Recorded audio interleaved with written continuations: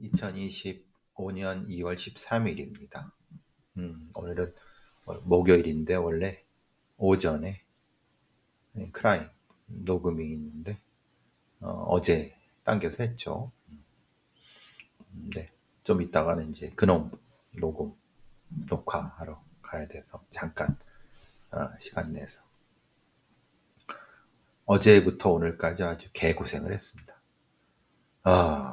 이 알뜰폰으로 이렇게 가입하고 뭐 하는데 그러니까 저도 모르게 데이터 제한 그거를 눌러놓은 거죠. 그걸 부가 서비스를 그걸 모르고 기계 고장이니 뭐 칩을 바꾸니 이 난동을 비운 거죠. 이 난동을 제가 근데 이제 참 일하시는 그 상담사 이런 사람도 힘들다는 것은 참 안타까움이 있어요. 그러니까 이제 전체적으로 친절하게 잘해주는데 문제는 전체적인 내용을 모르는 상담사라는 면은 이런 경우가 생길 수도 있을 것 같아요. 제가 왜 미국의 911에 어떤 대응하는 사람과 우리나라의 112 대응하는 사람들의 차이에 대해서 얘기를 한 적이 있었는데, 그러니까 미국의 911에 대응하는 그게 콜이라는 영화에도 나오죠.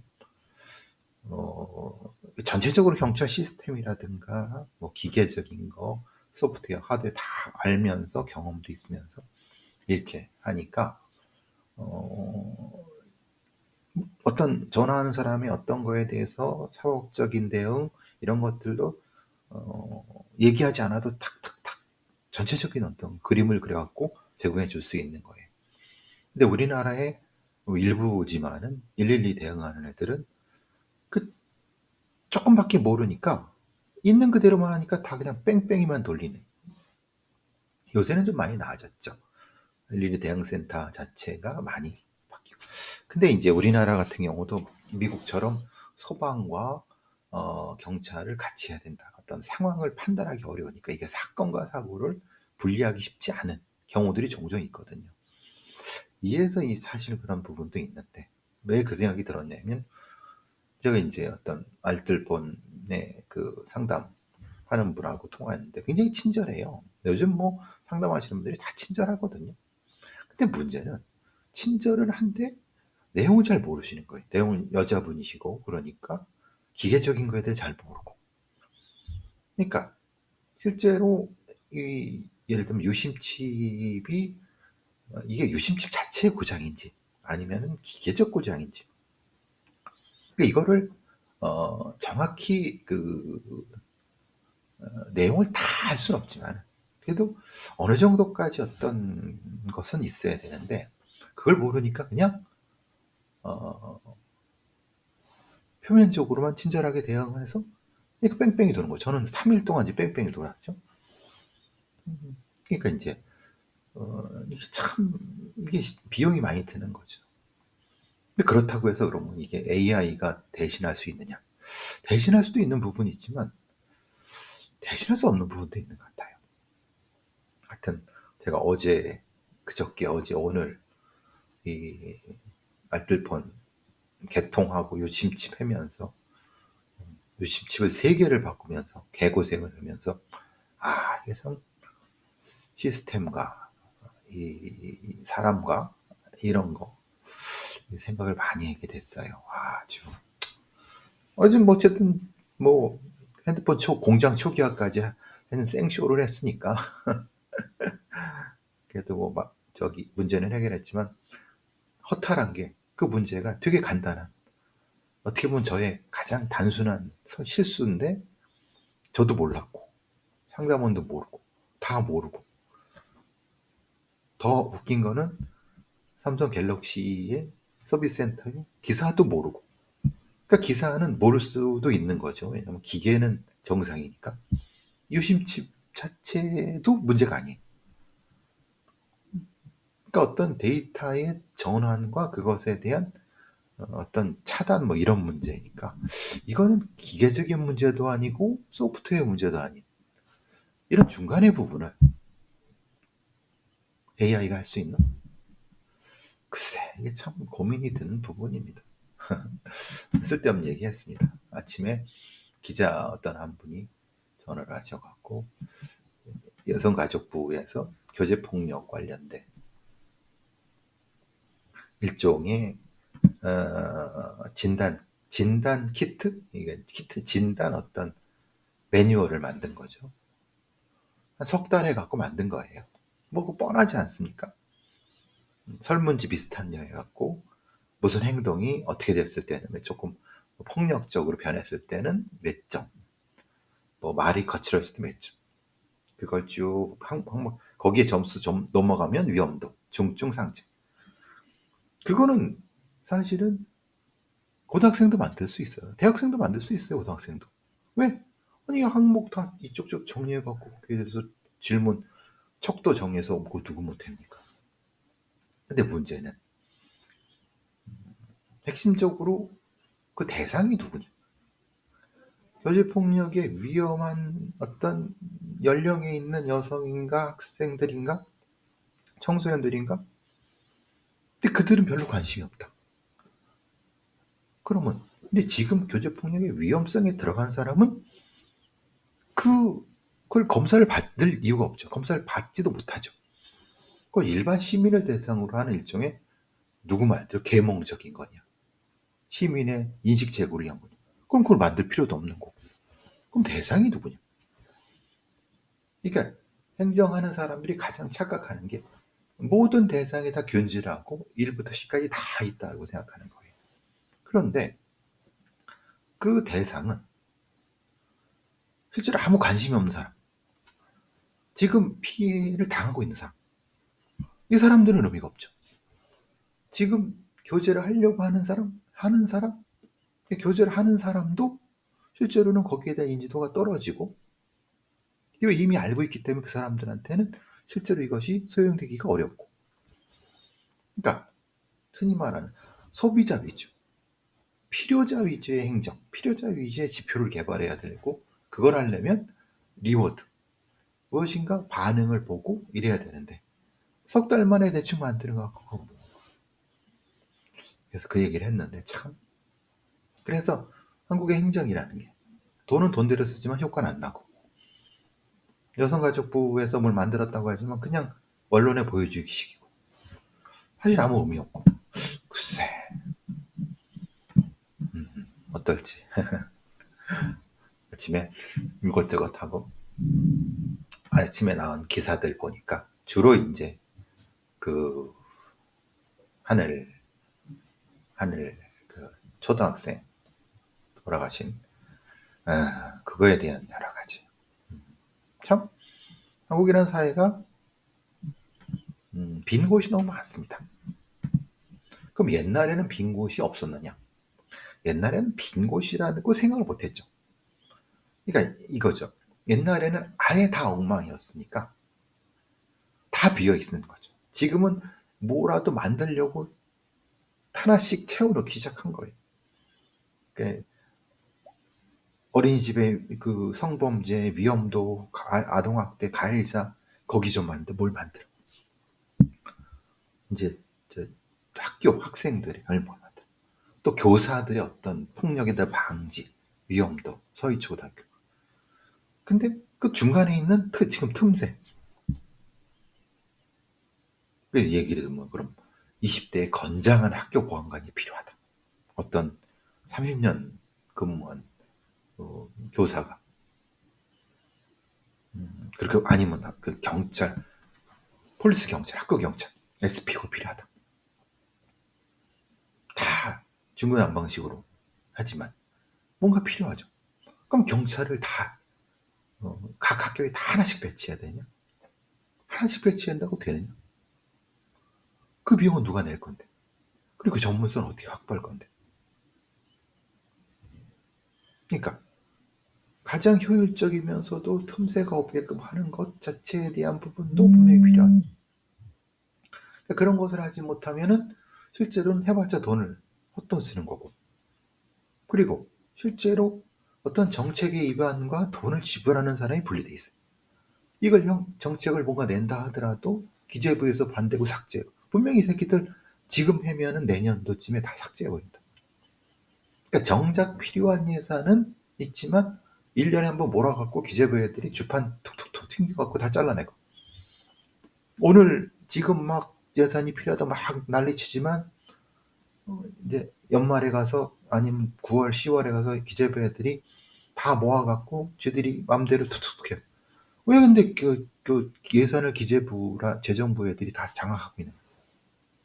그게 아니라 오히려 국회가 주도권을 가지고 아니면 국회 입법예산처라든가 이런 쪽 발전국가는 특히 이런 행정부의 기재공무원 돈을 만지는 놈들이 권력을 장악하고 돈과 검사, 사법공무원들 이런 애들이 장악하고 있는 부분들 거기다가 소위 말하는 이 옛날에는 군대 지금은 군대 경찰 지금은 검찰 또는 돈 또 이제는 정보 이런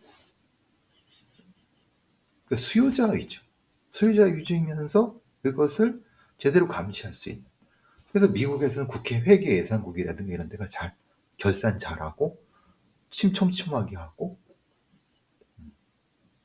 물론 좀 느릴 수 있지만 모피아들이 게이트키핑을 못하는 이런 부분들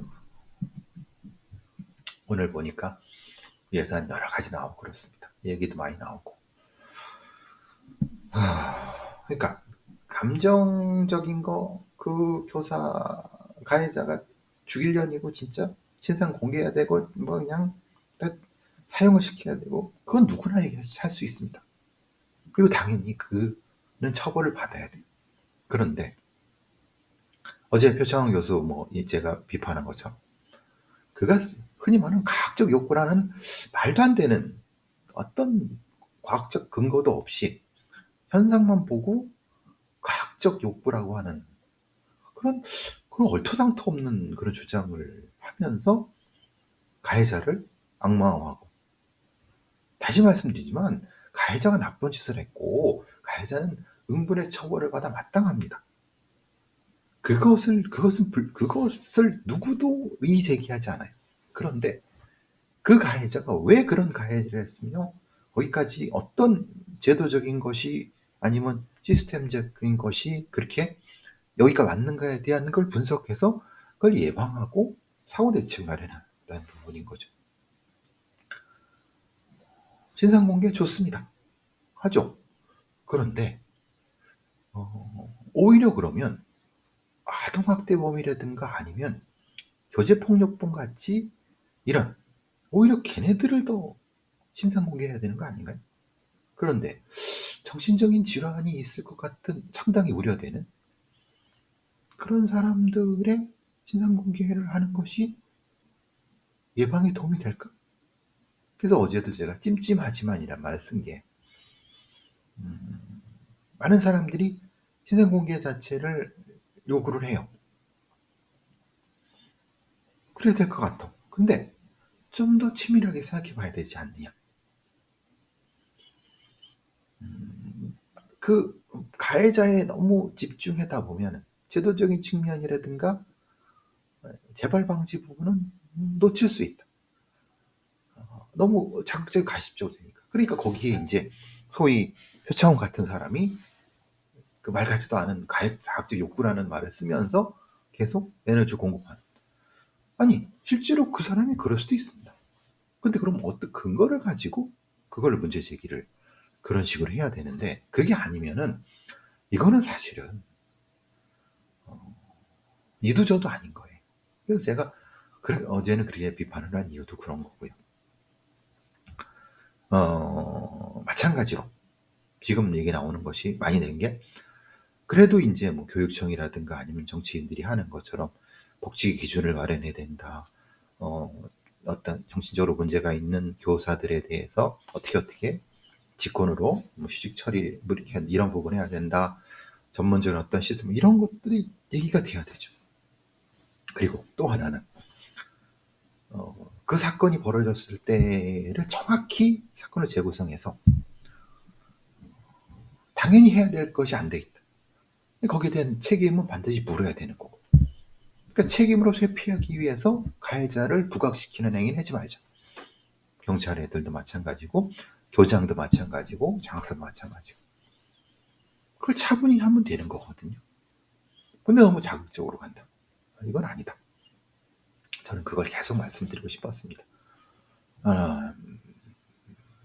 어쨌든 그래서 이제 말하자면 너무 그 시신에 대해서 얘기를 한다거나 뭐 이런 부분을 구체적으로 그렇게까지 얘기할 필요는 없어요. 그건 관련된 전문가들이 분석을 통해서 할 거니까 그런 생각이 좀 들었습니다. 좀 다른 얘기로 돌아가 보죠. 오늘 난 얘기 보니까 조금 이제 글쎄 춘천지검장 이영림이라고 하는 얘는 뭐야? 라는 검사장입니다. 여자 검사장이네요. 보니까 사법연수원 30기 춘천지방검사장. 근데 그러니까 윤석열 뭐 그쪽 뭔지 이건 모르겠어요. 근데 뭐 그렇든 아니든 정작 중요한 것은 이자의 이 발언이 헌법재판소를 뭉개버리는 일제 치하 일본인 재판관보다 못하다라고 하는, 특히 안중근 의사를 재판했던 그 얘기를 하면서 헌법재판소의 정당한 절차 진행을 마치 일본 재판관보다 못하다고는, 이게 대한민국의 검사장으로 살 소리냐. 야, 차라리 그러면 이영림 검사 너는 일본으로 가라. 그렇게 일본이 좋으면은. 응?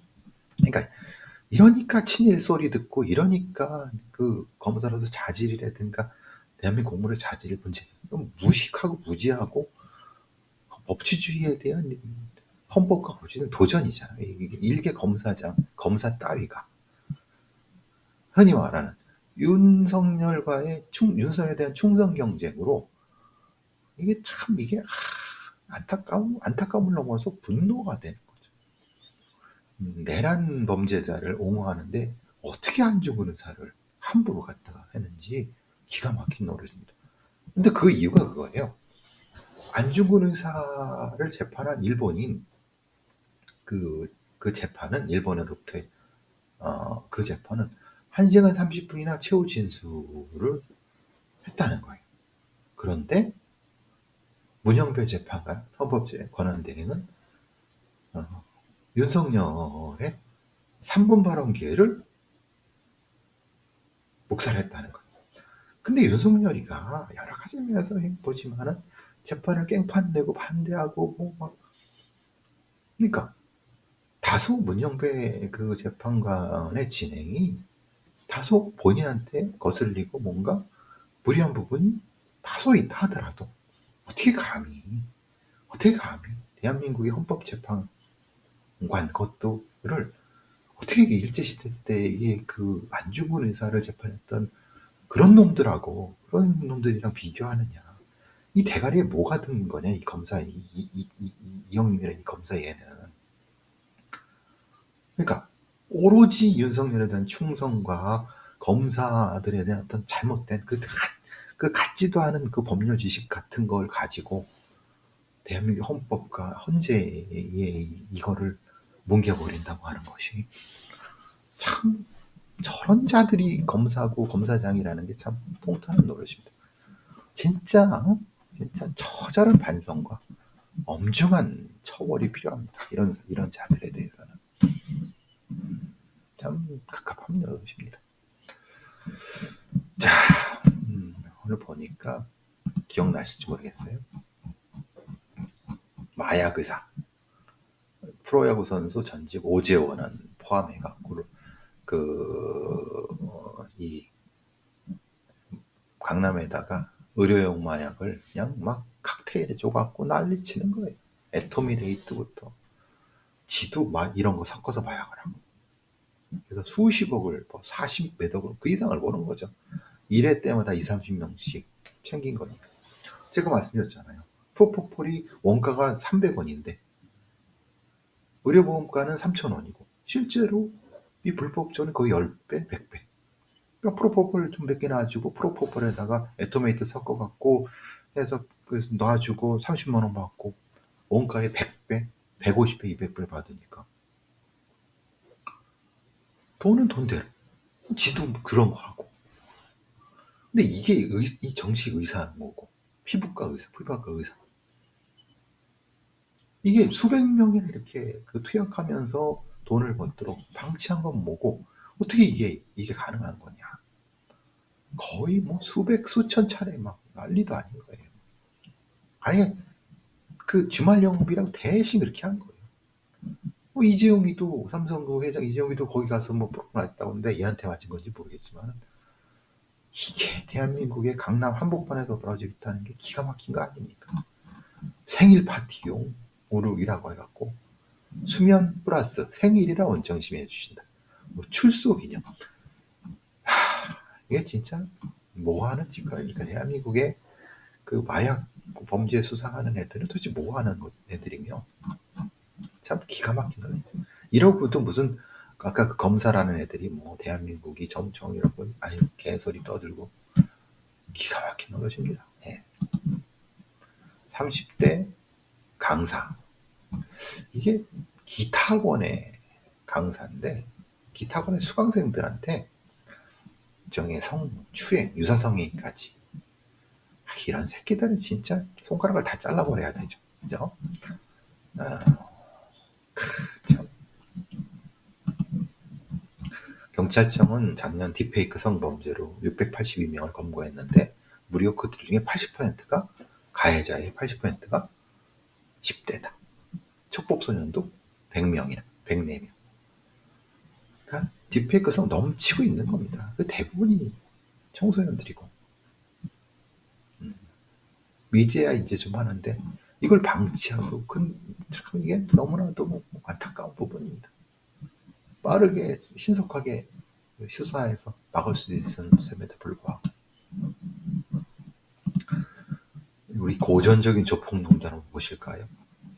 원래 이제 조폭들은 물장사 그리고 뭐 공사 현장에서 아파트 공장에서 가로막고 건설업자한테 두둑협해서 돈 뜯어내고